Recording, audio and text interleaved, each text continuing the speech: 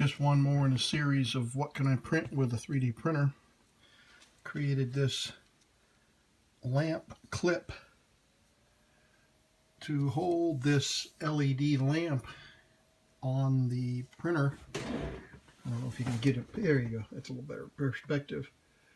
And so I have these holes up here that I thought maybe I would create just a little clip, and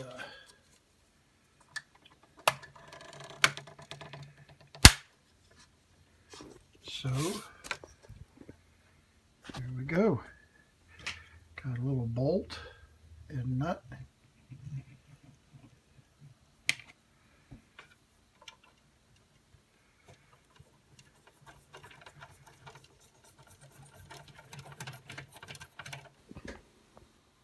And there we go.